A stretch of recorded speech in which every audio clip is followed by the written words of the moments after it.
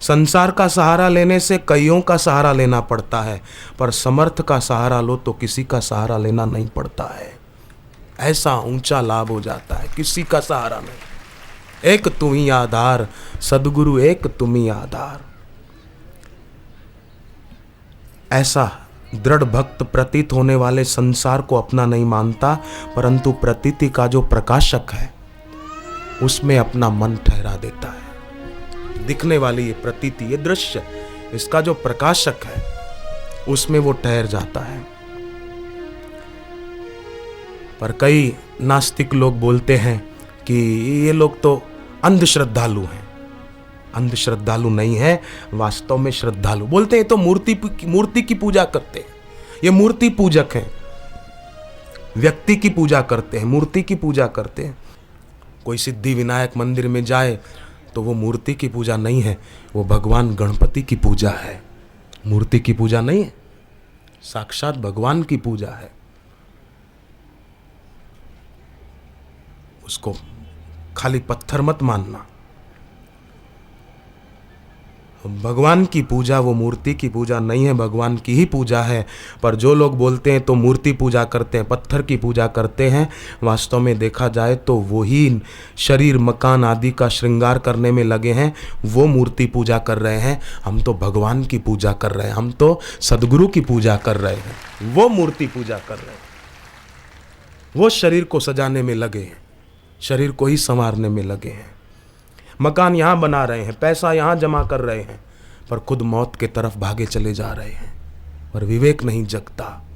बुद्धिमान वो है जिसका विवेक जगे। श्योपुर मध्य प्रदेश में वहाँ सत्संग था, तो 2 दिन के लिए था सत्संग। वहाँ के विधायक आए सत्संग सुनने, पहले दिन सुबह को, शाम को भी आए।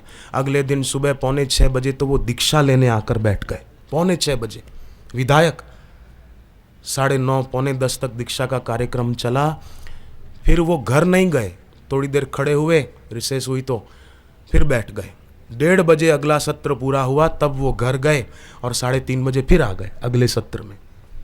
तो पद तो विधायक का था, पर पद का मद नहीं था, नम्रता थी। सत्संग को और गुरु की दीक्षा को महत्व दिया। ऐसे कई विधायक हैं, मुझे सबके नाम याद नहीं है। समाज में कोई भी पद मिला है तो उस पद को और सुशोभित करने के लिए बुद्धिमान और नम्रता के धनी वो जाते हैं सत्संग में और समर्थ गुरु के पास। छत्रपति शिवाजी के पास कितना ऊंचा पद था बाहर से, पर फिर भी गुरु की भक्ति और गुरु की आराधना कैसी की। बड़ों का आदर किया तो बड़े हो गए। और आज तक बम्बई हवाई अड्डे पर कोई भी जहाज उतरता है तो छत्रपति शिवाजी इंटरनेशनल एयरपोर्ट पर स्वागत है। हाँ, ऐसा शिवाजी का नाम जहाज में कोई भी यात्री आए उसके कानों में पड़ता है।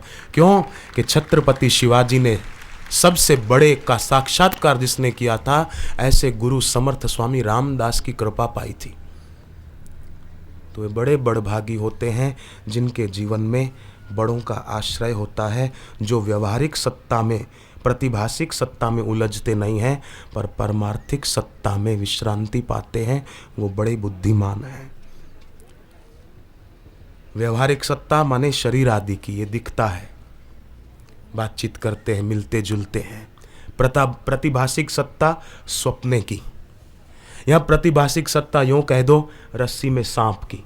रस्सी पड़ी है पर सांप मानते हैं, प्रतिभाषिक सत्ता है कुछ पर दिखता है कुछ, है तो नश्वर पर लगता है कि यही सच्चा है, ये प्रतिभाषिक सत्ता। परंतु एक है परमार्थिक सत्ता जो वास्तविक है। व्यवहारिक सत्ता में भी परमार्थिक सत्ता काम में आती है। मध्य प्रदेश के मुख्यमंत्री बापूजी के पास आए थे, पहले जो थे एक दिग्विजय सिंह, वो आए बापूजी के पास, कई बार आते थे। तो आश्रम में वट वृक्ष है, वहां फेरे भी फिरते थे। तो बापूजी ने उनको कहा, गद्दा बिछाया था उनके लिए, तो वहां नहीं बैठे, नीचे बैठ गए। दिग्विजय सिंह नीचे बैठ गए फर्श पर और कहा, बापू कोई सेवा हो तो मुझे बताना। बापूजी ने कहा, कुछ साल पहले की बात है ये, बापूजी ने कहा कि नर्मदा योजना का काम भटक रहा है, कब पूरा होगा? तो उन्होंने कहा गुरुदेव अकेले हमसे नहीं होगा, आप गुजरात के मुख्यमंत्री को भी बुलवाइए और मुझे भी आदेश दीजिए, दिन तय कीजिए, हम हाजिर हो जाएंगे और कार्य संपन्न होगा। और कार्य संपन्न हो गया। नर्मदा का पानी कहाँ कहाँ पहुँचा, कहीं नहर के जरिए तो कहीं पाइपलाइन के जरिए, कहाँ कहाँ पहुँच गया। तो तत्वज्ञ जीवन मुक्त महापुरुष जो परमार्थिक सत्ता में स्थित हैं, उनके द्वारा ये व्यवहार के कार्य भी ऐसे होते हैं कि समाज के लोगों को बहुत बहुत लाभ हो जाता है। तो व्यवहारिक और प्रतिभाषिक सत्ता सदा नहीं रहती है, रहने वाली नहीं, वास्तव में है ही नहीं, केवल परमार्थिक सत्ता ही है। पर दुनिया में लोग जो नहीं है उसी को सच्चा मानकर जिंदगी खराब कर रहे हैं। पागल खाने में एक पागल दीवार से कान सटाकर खड़ा हो गया, दूसरा पागल भी देखा देखी खड़ा हो गया, तीसरा, चौथा, सभी पागल दीवार से कान लगा के खड़े हो गए। डॉक्टर आए, बोले ये क्या पागलपन है, ये क्यों दीवार से कान लगाए खड़े हो? तो एक पागल बोला चुप डॉक्टर चुप। डॉक्टर को लगा शायद अंदर कोई सीक्रेट बात चल रही है, डॉक्टर भी दीवार से कान लगाकर खड़े हो गए। 1 घंटा बीता। डॉक्टर ने कहा पागलो 1 घंटा बीत गया, कुछ भी तो सुनाई नहीं देता। पागल बोले हम 6 घंटे से खड़े हैं, हमको कुछ सुनाई नहीं दिया तो आपको 1 घंटे में क्या सुनाई देगा? हम 6 घंटे से खड़े हैं। डॉक्टर को लगा हद तेरे की, पागलों की बातों में आकर मैंने 1 घंटा टाइम खराब कर दिया। डॉक्टर ने तो 1 घंटा टाइम खराब किया, लोग अपनी पूरी जिंदगी खराब कर देते हैं। अकबर ने बीरबल को कहा, बीरबल मेरी इच्छा है 4 मूर्खों को देखने की, कब लाओगे? बोले कल। अगले दिन सुबह बीरबल निकले, एक आदमी घोड़े पर बैठा था, सामान अपने ऊपर लेकर बैठा था, थैला कंधे पर, दूसरा इस पर, पेटी सिर पर, एक कमर पर बांध रखा था। बीरबल ने कहा ऐसा क्यों? बोले ये गूंगा प्राणी है बेचारा, इसके पर ज्यादा वजन न पड़े इसलिए मैंने अपने ऊपर वजन उठा रखा है। बीरबल ने कहा तुम चलो जरा मेरे साथ, मैं तुमको अकबर से मिलाऊंगा। फिर दूसरा एक आदमी देखा तो वो पंखा हाथ में पकड़ के बैठा था और अपनी गर्दन को हिला रहा था जोर जोर से। बोले ये क्या कर रहे हो? बोले हवा मिले ना मेरे को, तो ये पंखा हिला ना। बोले नहीं नहीं पंखा फट जाएगा, मैं गर्दन को हिला रहा हूँ। जोर जोर से हिला। बोले तुसी भी चलो साढ़े नाल, तुम भी चलो हमारे साथ। ले गए दोनों को, अकबर को उनकी बेवकूफ़ी की बात बताई। बोले ये 2 मूर्ख तो देख ले, पर मैंने 4 लाने को कहा था, तीसरा? बीरबल ने कहा तीसरा मैं। बोले तुम पागल हो? बोले जो पागलों को देखने की और उनसे मिलने की इच्छा करे वो भी कम पागल नहीं है, और आप भी पागल हो चौथे। आपने उनको बुलवाया, उनसे मिलने की इच्छा की, आप कम पागल नहीं हो। तो दुनिया में जो रचे पचे हैं, एक शिक्षक क्लास में बच्चों को फिल्मों की बातें करते, मैच की बात करते, फलाने ने तो इतने रन बनाए, फलाने ने इतने बनाए, फलाना 0 पर आउट हो गए, ये सब बातें करते। तो शिक्षक बच्चों को ऐसी बातें करते, कभी फिल्म की बात करते। तो आवारा लड़कों को तो मजा आता, पर कई अच्छे सज्जन विद्यार्थी थे, उनको ये बातें अच्छी नहीं लगती थी। एक दिन शिक्षक ने बातों बातों में पूछा कि आप कोई बता सकते हो मेरी उम्र कितनी है? एक सत्संगी लड़के ने हाथ उठाया, सर मैं बताऊं? शाबाश बताओ। बोले आपकी उम्र 42 साल होनी चाहिए। शाबाश। तुझे किसने बताया, कैसे पता चला मेरी उम्र 42 साल है? बोले सर हमारे पड़ोस में एक लड़का रहता है और वो आधा पागल है और 21 साल का है।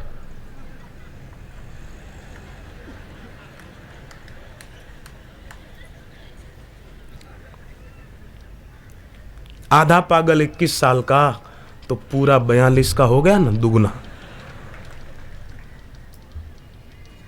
पहले तो वो गुस्सा हुए, पर बात उनको माननी पड़ी कि जीवन में अब समय इन्हीं कामों के लिए बच गया। मौन रखकर बैठते, मानसिक जप करते। अरे ज्ञानेश्वरी गीता पढ़ना कभी समय मिले तो, और ज्ञानेश्वरी गीता के 13वें अध्याय के 7वें श्लोक की व्याख्या पढ़ना। मैंने पढ़ी है इसलिए बोल रहा हूं, मेरे पास ज्ञानेश्वरी गीता है इसलिए बोल रहा हूं। क्या ज्ञानेश्वर जी ने वचन कहे हैं, एक एक लाइन पढ़ो ना प्यार से तो आपकी आंखों से आंसू बहे बिना नहीं रहेंगे। ऐसे वचन हैं ज्ञानेश्वर जी के।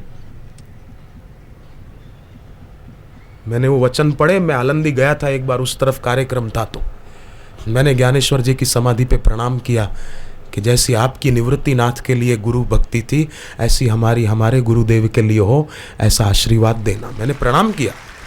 ज्ञानेश्वर जी की गुरु भक्ति को प्रणाम है, ज्ञानेश्वर जी की साधुताई को बार बार नमस्कार है।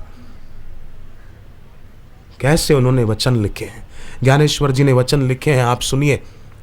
गुरु का द्वार शिष्य के लिए सब धर्मों का सार है।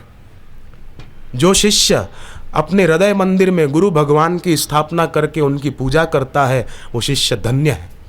ज्ञानेश्वर, बिल्कुल आप वचन पढ़ो, एक भी इधर उधर शब्द हो तो मुझे बोलना, मैं बंधा हूं। 13वें अध्याय के 7वें श्लोक की व्याख्या है ज्ञानेश्वर जी की।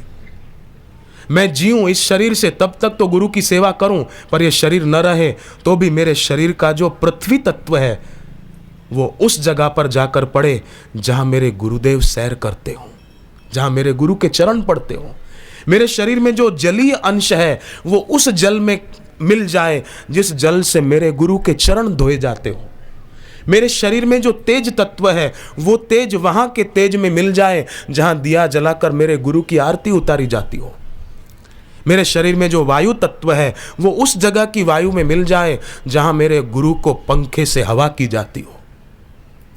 मेरे शरीर का आकाश तत्व उस जगह के आकाश तत्व में मिल जाए जहां मेरे गुरुदेव का निवास स्थान हो। ऐसी ज्ञानेश्वर जी की भावना थी ऊंची। आजकल तो कैसा, एक गुरु ने अपने शिष्य को कहा कि बेटे जरा देख, बाहर बरसात नहीं हो रही हो तो अपन खुले में सोएं, अंदर गर्मी लग रही है। तो चेले ने कहा, गुरुजी ये बिल्ली अभी बाहर से अंदर आई है, इसकी पीठ पे हाथ घुमा के देखो, अगर गीली है तो बाहर बरसात हो रही है, अगर सूखी है तो नहीं हो रही है। ऐसे चेले। गुरु ने कहा अच्छा ठीक है, अब लालटेन बंद कर दे, सो जाओ। बोले आपको सोना है तो आंख बंद कर लो ना, लालटेन बंद करने की क्या जरूरत है। सुबह हुई, गुरु ने कहा भिक्षा लेने जा। बोले मैंने रास्ते देखे नहीं है, कहीं कुत्ता वुत्ता काट ले, मैं भटक जाऊं, रास्ता भूल जाऊं। गुरु खुद भिक्षा लेने गए, लेकर आए। शिष्य को कहा बेटे बर्तन ले आ, जरा अंदर आले में रखे हैं। बोले आपको कटोरी चाहिए कि थाली चाहिए कि कौन सा वो चाहिए, मुझे पता नहीं गुरुजी। गुरु ने खुद उठ के लिया, बर्तन धोया, खाने बैठे। चेलों को कहा बेटे तू खाएगा। बोले मैं इतना उद्दंड नहीं हूं कि आपकी कोई आज्ञा नहीं मानूं, मैं इतना वो नहीं हूं कि कोई बात नहीं मानूं, ये जरूर मानूंगा, मैं आता हूं अभी। ऐसे शिष्य की जरूरत नहीं है। नामदेव जी महाराज की जैसी श्रद्धा थी, कुत्ते में भी भगवान देख लिया। पर दयानंद सरस्वती, बचपन में उनका नाम मूल शंकर था, चूहे में भगवान नहीं देख पाए। शिव जी की मूर्ति के सामने बैठे थे, चूहा आया, मूर्ति पर चढ़ा, तो सोचने लगे कि चूहे से अपने को नहीं बचा सकते तो हमको क्या बचाएंगे। अरे ये दिखना चाहिए था कि बेटा बाप के पास आ रहा है तो बेटा थोड़ा पीछे है, वाहन पहले आ गया। मस्तक सिंदूर सोहे, मूसे की सवारी। यही शिव जी के पास बेटा आ रहा है ना, गणेश जी बेटे हैं शिव जी के। बेटा बाप से मिलने जाता है तो वाहन लेके जाता है ना, आजकल कार लेकर जाता है, तो वो वाहन अलग है गणेश जी का, वो लेकर गए। तो खाली चूहा क्यों दिखा, गणेश जी क्यों नहीं दिखे। श्रद्धा कोमल होती है ना फूल जैसी, तो कभी भी हिल जाती है, पर श्रद्धा हिमाचल जैसी अडिग हो तो किसी की ताकत नहीं कि उसको हिला सके। हमारी श्रद्धा हिमाचल जैसी। सौराष्ट्र की गंगा सती ने जो भक्ति की बात बताई, ऐसी भक्ति हो। मेरू तो डगे पण जेना मन ना डगे, ऐसी अडिगता हो। गंगा सती ने यह भी कहा, भक्ति रे करवी होए एने रांक थईने रहवू। उसको नम्र होकर रहना चाहिए, अभिमानी होकर नहीं रहना चाहिए, नहीं तो कोरे रह जाओगे। मुखोटे वाली बात बताई थी मैंने कल परसों शायद।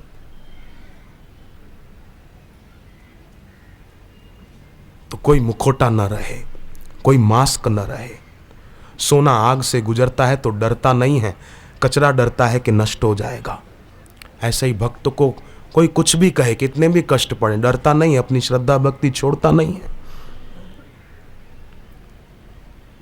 गरुड़ को अश्रद्धा हो गई थी सांपों को देखकर, मूल शंकर को अश्रद्धा हो गई चूहे को देखकर। गरुड़ को अश्रद्धा हो गई ना, भगवान राम नागपाश में बंधे थे, गरुड़ के आने से वो छूट गए, तो गरुड़ को अश्रद्धा हो गई।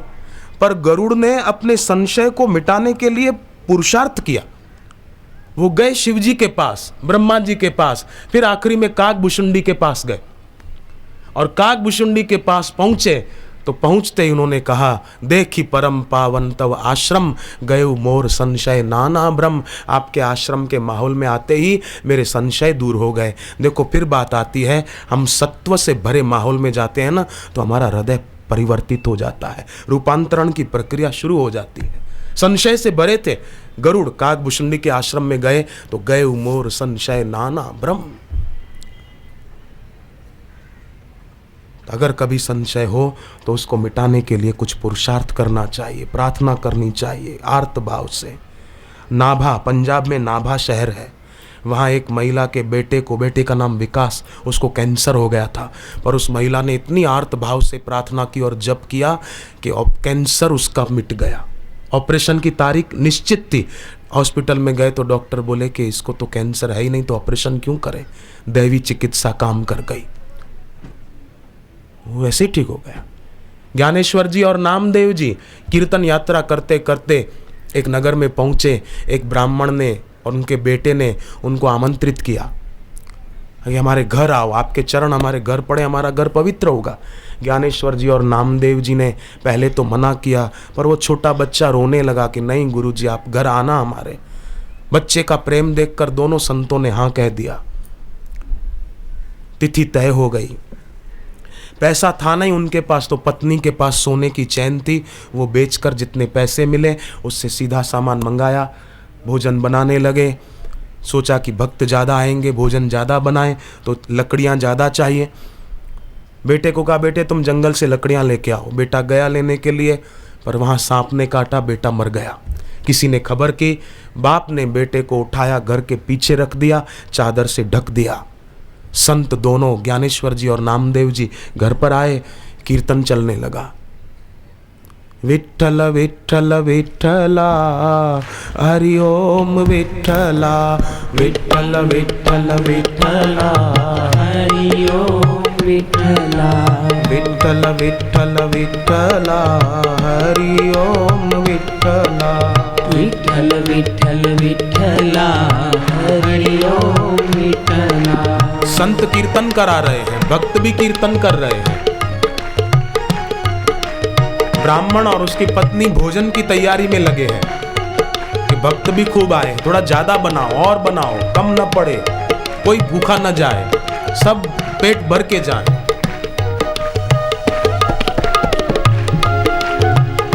कीर्तन चल रहा है, सभी कीर्तन में आनंदित हो रहे हैं। विठ्ठल विठ्ठल विठ्ठला हरि ओम विठ्ठला, विठ्ठल विठ्ठल विठ्ठला हरि ओम विठ्ठला। कीर्तन पूरा हुआ। अब भोजन प्रसादी की तैयारी हुई, थालियां पिरोसी गई। पहले ज्ञानेश्वर जी और नामदेव जी को भोग लगेगा, फिर वो प्रसाद बाकी सब लोग बाद में खाएंगे, पहले संत भोग लगा दें। थाली रखी गई। नामदेव जी ने भगवान का आह्वान किया कि पहले भगवान भोग लगाएं, फिर हम खाएं। पर भगवान मानो भोग स्वीकार नहीं करते हैं। नामदेव जी ने ब्राह्मण को कहा, क्या बात है, कभी ऐसा नहीं हुआ, आज ऐसा हो रहा है मानो भगवान मना कर रहे हैं कि नहीं खाऊंगा, क्या बात है। बोले नहीं नहीं, बहुत हमने पवित्रता से बनाया है, हम ब्राह्मण हैं, आप भोग लगाओ। नामदेव जी ने फिर प्रार्थना की, नको अंत पाहू पंढरीचा नाथा, नको अंत पाहू पंढरीचा नाथा, जणी धाव आता। प्रार्थना की नामदेव जी ने खूब, पर भगवान आए नहीं, भोग स्वीकार करे नहीं। नामदेव ने कहा कि सच बताओ, कुछ गड़बड़ है। ब्राह्मण की आंख में आंसू आ गए, पर उसने तुरंत मुंह घुमाकर आंसू पोंछ दिए। कैसा ब्राह्मण होगा, बेटे का शव पड़ा है पीछे और फिर भी संत आए हैं। बोलता नहीं कि आप आशीर्वाद दो, मेरा बच्चा अगर आप दुआ करोगे तो वो जीवित हो जाएगा। कैसा श्रद्धालु होगा। श्रद्धा भक्ति गुरु चरणा मधे तना मनाने ठेव तू। मराठी में भजन हम गाते थे पहले। मानो ब्राह्मण का हृदय ये गीत गा रहा था।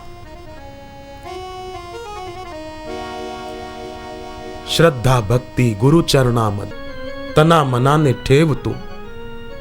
जीवन तुझे होइल सुगंधी सेवा सुमिरन ठेव तू।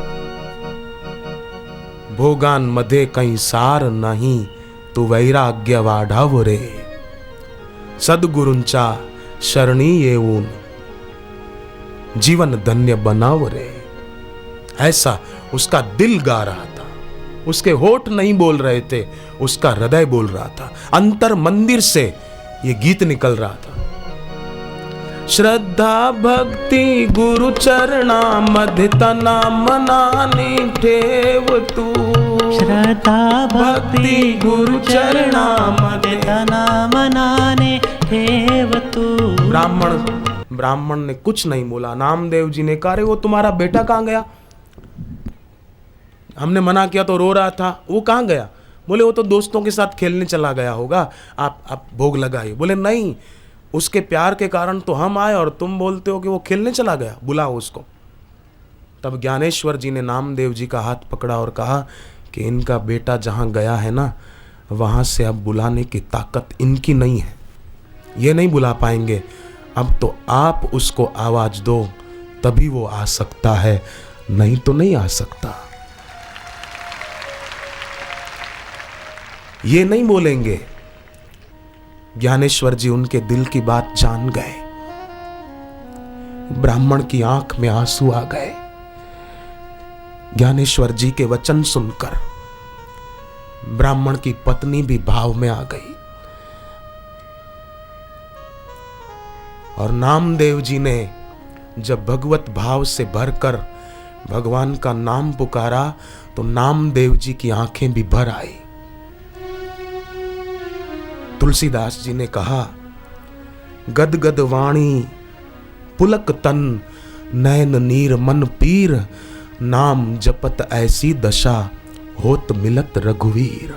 नाम जपते जपते ऐसी दशा हो जाए कि जपते जपते जिसके नाम का जप कर रहे हैं उसकी याद में हमारी आंखें बरस पड़े। धन के लिए तो कई लोग रो लेते हैं, पर बड़भागी वो हैं जिसके नेत्रों में भक्ति के आंसू आए। वो भक्ति के आंसू उसके पाप को धो डालते हैं। जो भरा नहीं है भावों से, बहती जिसमें रसधार नहीं, वो दिल नहीं है, पत्थर है जिस दिल में प्रभु का प्यार नहीं।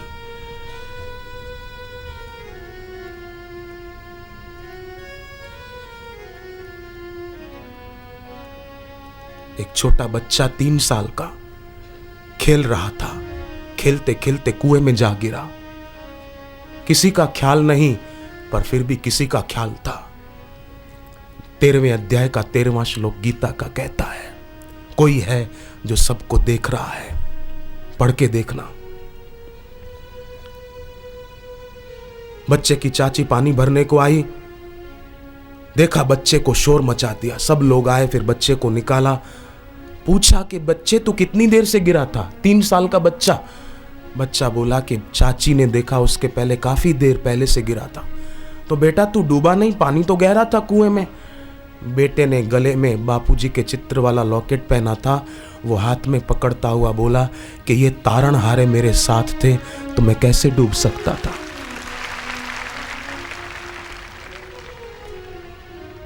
तारने वाला साथ था। जमशेदपुर में एक आदमी की बच्ची बोल नहीं पाती थी, पर उसकी पत्नी धार्मिक थी। वो अपनी बेटी को गोद में बिठाकर पूजा के स्थान पर बैठती थी। दीक्षा तो नहीं ली हुई थी, पर श्रद्धा थी। बापू का चित्र पूजा के स्थान पर रखा था। ये बनी घटना सुना रहा हूं। वो बच्ची को गोद में लेकर बैठती, हाथ जोड़ के प्रार्थना करती कि आप कैसे हो हम नहीं जानते, पर हम कैसे हैं आप जानते हो। प्रार्थना करती, सामने जल भर के रखती, फिर बच्ची को पिलाती। पति नाराज होता कि ये सब तो कोरी भावनाएं हैं, पर पत्नी कहती नहीं पतिदेव, भाव बड़ा व्यापक होता है, दूर तक जाता है। द्रौपदी का कितना दूर गया, नामदेव जी का भाव इतना दूर गया। नामदेव जी ने बच्चे को आवाज दी तो उसका सूक्ष्म शरीर स्थूल शरीर में प्रवेश करके बच्चा जीवित हो गया और दौड़ता हुआ अंदर आया और सबने भगवान के नाम की जय जयकार की। भाव बड़ा व्यापक होता है, हृदय का दूर तक जाता है। द्रौपदी का भाव कहां तक पहुंच गया, गजेंद्र का भाव कहां पहुंच गया।